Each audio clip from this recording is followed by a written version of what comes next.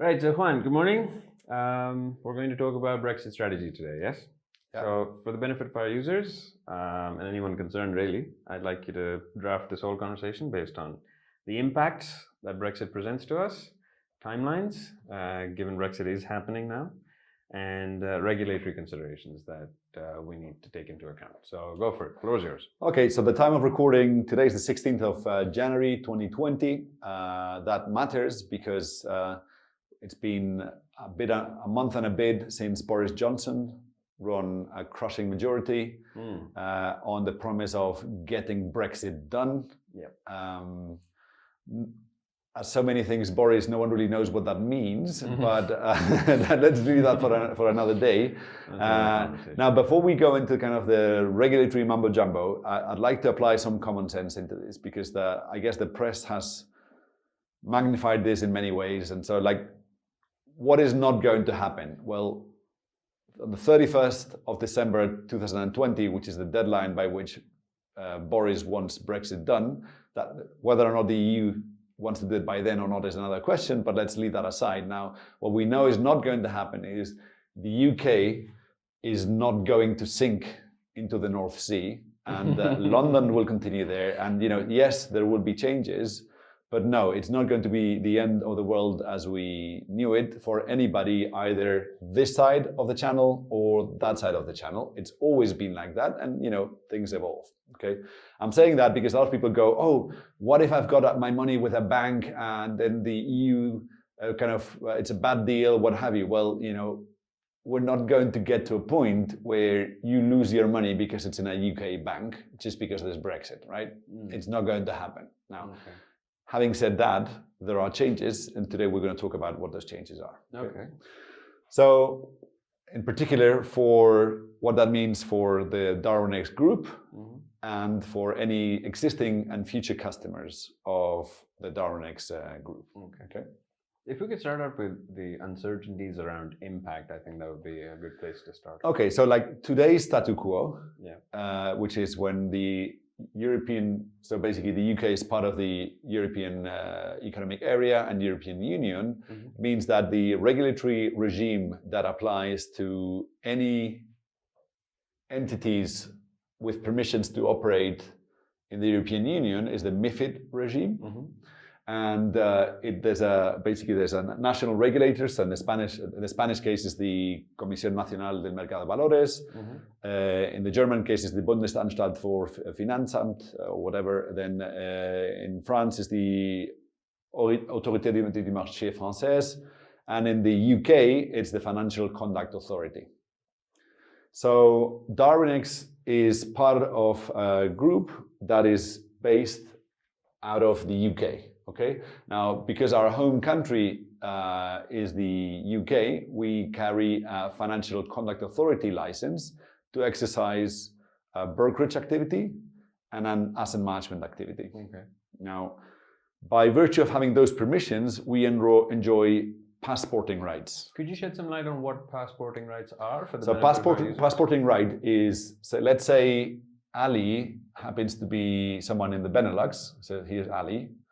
And if Darwinex holds a passport right onto the Benelux, which we hold, we actually hold it for the entire European Union, we have the right to actively market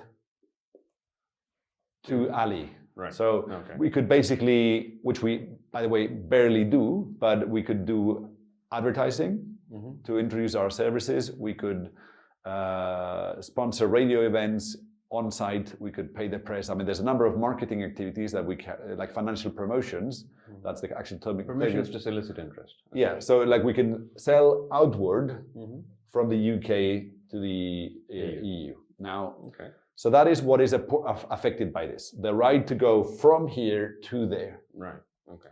What is not affected is Ali's right, if he's heard about Darwinex and he's done some research, to actually proactively contact Darwinex and engage Darwinex because he thinks they're a good service. Okay, so Brexit is not going to take a consumer's right to contract with a UK counterparty, just as it's not going to take a consumer's right to contract with a US counterparty or an Australian counterparty or what have you. Okay? So there is going to be a reverse solicitation regime whereby Ali has the right to solicit services from Darwinex, and we are allowed to provide acknowledge that reverse solicitation and deliver services. Right. So what does that mean in practice from the perspective of a user? Let's imagine Darwinex has a website, and I'm somewhere in the EU that's not the UK anymore. Yeah. Can I, having seen Darwinex's website, it is legal for me, for you, to entertain any interest from me through your website? Yes, as long as we haven't proactively reached out to you. Okay, got it. So basically, if it comes from you, then it's your liberty. You have chosen to engage with us, and we have the right to engage with you, just as if we were a US entity, we would have the same right. Okay? So that's, no matter what happens with Brexit, that's unchanged. Now, in our case, we are a company that basically has grown by word of mouth from our users. We barely invest in advertising. That's something that might change in the future. I don't know. But for now, that's kind of the status quo as it is. Right. Okay. Now, what does change is, what could change, depending on the agreement that's reached after Brexit, is that passporting rights either go away or disappear entirely, in which case the UK most likely becomes a third country. A third country is anything that's not in the EU. So, you know, the US is a third country, Australia is a third country, the UK, it's a non-EU country. Okay. And then if you're a non-EU country, there are restrictions as to how you can approach customers in the EU. Right. So it's basically, this is all about the flow from us into the inside. Okay? So what risks does this present to Darwinex? The potential. So the only risk that this poses to us is that it leaves us exposed to the national regulators challenging us that it's actually been our users who've come to us. Right. That's one risk. And the other one is people say our Spanish competitors, we're actually, you know, originally from Spain, and we've grown quite a bit in Spain, so it's quite easy to say, oh, yeah, but Darwinex is not in the EU. Therefore, if you put your money with them, it's going to sink in the North Channel. So that's actually, to be honest with you, that's the core risk that we've got. Right. Now, so can we do anything in terms of? Does Darwinex have a plan for? And of course we do, and we're going to explain it. So that we are going to proactively preempt that. But if somebody is watching this, it's because he's got an interest, and I'm really keen to educate them. It's like, don't go for horseshit. Okay, basically, it's this is not going to sink in the channel or whatever. London is still going to be there, and I think it's a big act to replace the London ecosystem, and. Starting with our Brexit strategy, so we are already FCA regulated. We will remain FCA regulated, but we are adding an additional regulation so that we comply with two regulators, one EU regulator and the FCA. Okay. So if anybody that's watching this video is based outside the European Union, you've watched enough. You stay where you are. You don't give, you can just watch the Muppet Show as it unfolds with Bojo and so on, but it's not going to affect you one hoot. Okay, got it. Okay, so this is like, if you're non-EU, you're done with this video. If you are EU, then stay on. Right. Okay, so today we have one base, which is here in the UK. We're going to add another base onshore in the EU. We're going to do that in Spain because we all hail from Spain. And because the regime that applies to Spain is MiFID, and it's passporting, and it's the European Union, so it doesn't really matter in terms of consumer rights whether we're here or there. Right. Okay? So what is our Brexit strategy? To cut a long story short, is we are adding an additional license, and we're going to add it in Spain. Okay, got it. And how will this affect our existing regulation with the FCA, for instance? Okay, so right now, a lot of users will ask this question. Yeah, no, of course. So now we have to go back to another favorite of ours, is the intervention of the European Securities and Markets Authority. Yeah, I was going to say association. and the ESMA regime, which limits the leverage and imposes a negative balance protection obligation. Okay. Now, we can do an entire podcast on that, and we will, on why this regulation imposed on us an upgrade to our license so that we can carry books, that we can basically be a counterparty to our customers without necessarily hedging things out to the market. Okay? And we have to have that to offer the negative balance protection. So there needs to be a market-making license in our group in order to basically create a market when there is none, such as in the flash crash and so on. And we'll explain that in another podcast. But right now, we have that market-making license. We have a 730K permission in London. Is that MiFID 730? That's a MiFID 730K permission. What we're going to do is this permission, we will get another permission like this in Spain. Okay, we'll get a 730K permission here. And then this entity will be the one that routes all our flow to the market. Customers in our UK entity will trade with the UK entity. The UK entity will trade against the Spanish entity, and the Spanish entity will trade against the market. It's an internal accounting thing for us. It's relevant for the regulators. It doesn't affect one Kahoot, the fill prices you get, the prices you pay, or anything. It's an internal thing to us, but we're doing this for from the users. The users are essentially unchanged, immune to this. So their money stays in the same place. Their risk is the same, and their execution is the same. They're not going to notice, but because we're transparent, we're kind of telling them about it. Okay. And in terms of, you mentioned earlier on the asset management license. Given that it's such a critical component of the business model, how does that work in this Brexit scenario? Or will we have? Well, we are adding a brokerage and an asset management license. So we keep all that we've got, and we're adding a new one in the EU. So today we are a broker and an asset manager. The brokerage permission is a full scope permission for 730K. Yeah. The asset management permission is full scope because there's only one. So going forward, we will have a brokerage license and an asset management license in the UK, and a brokerage license and an asset management license in Spain. So effectively the same from a user's point of view.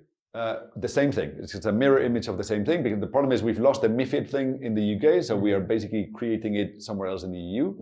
But we're also keeping the UK because it's strategically important to us. Got it. Okay. Now, what will also happen is that the FCA license we've currently got, and this is subject to negotiation with the FCA, but I can't see a reason why that should go wrong, is it used to be pre-ESMA a match principal license, which is a 125K license. Could you explain to users again, just a recap of what match principal means? So match principal means Ali. I'm going to get another pen. So Ali buys something from Darwinex. If this is an over-the-counter transaction, so this affects our CFD business. It does not affect our spot, like cash trading business. This is only for CFDs.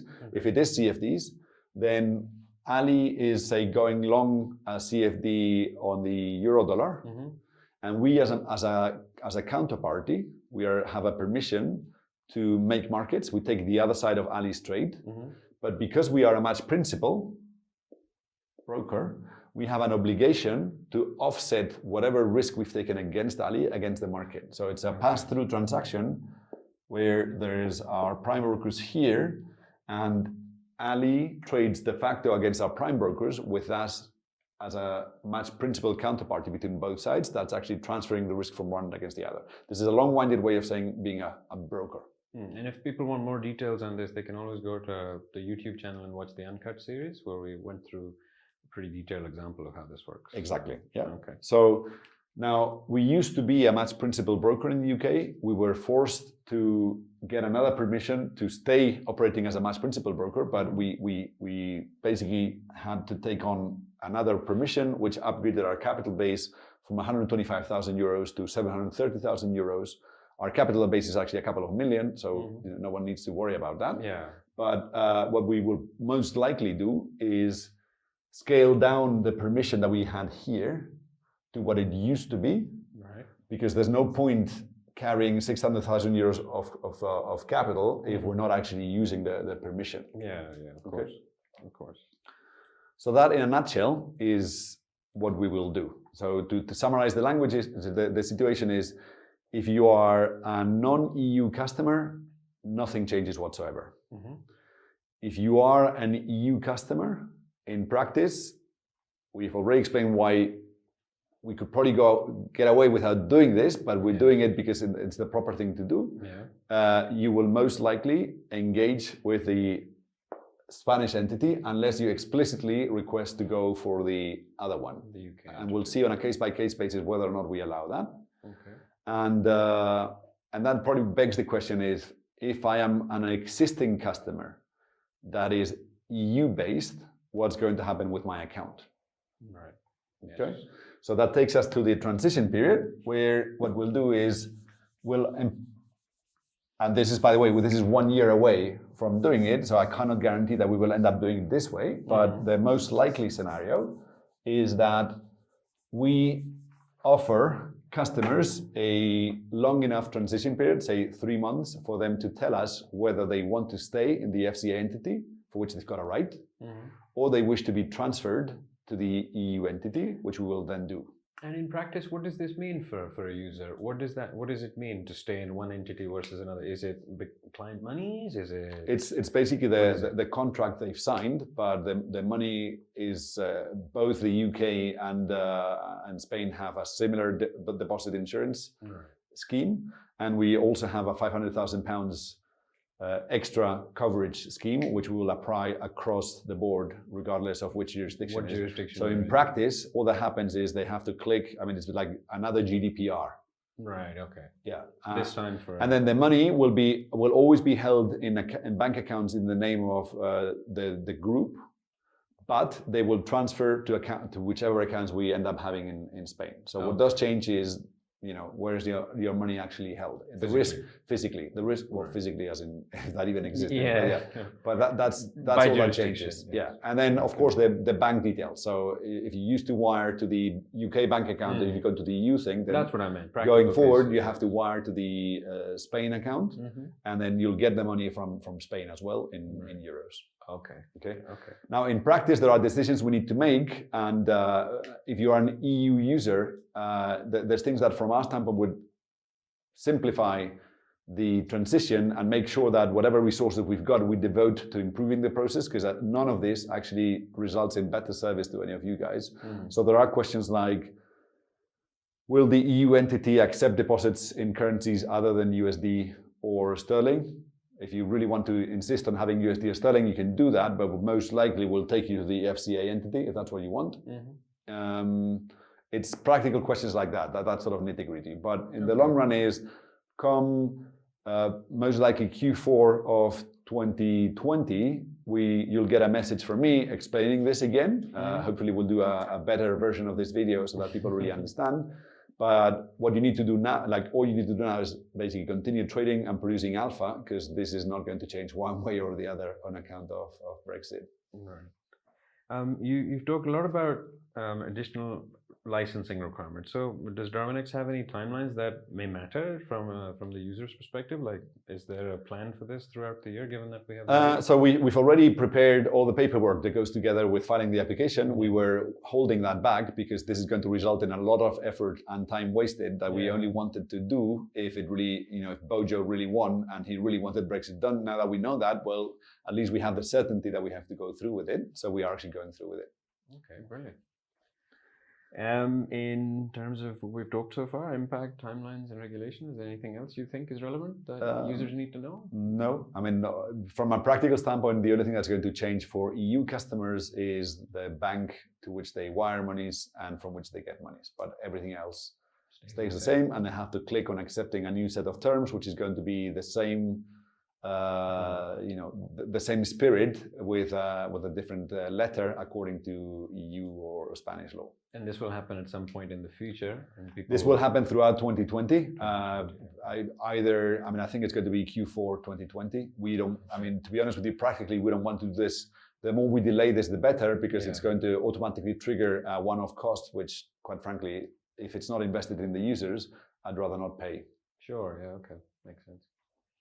Well, thanks. That's been good. Nice and casual, and getting all the points across. So. Yeah, no, and of course we are now going to make a conscious effort of replying to any questions you have on this and any other subjects, we're most likely going to centralize all of these questions in our community forum, and I will personally reply to any questions addressed at me.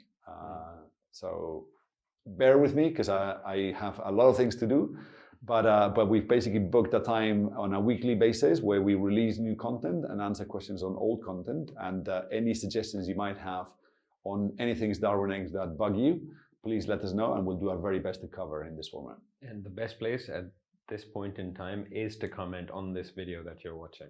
Yes. It helps us spread the word faster. It also helps you get your questions across because we read all the comments. Yeah. So and we reply to as many as we can. And we reply to as many as we can too. So yeah, that to me looks good. Yeah. Well, thank you, and I hope it looks good to the watcher. Hopefully. Any questions? Remember, comments. Cheers. Cheers. Take care.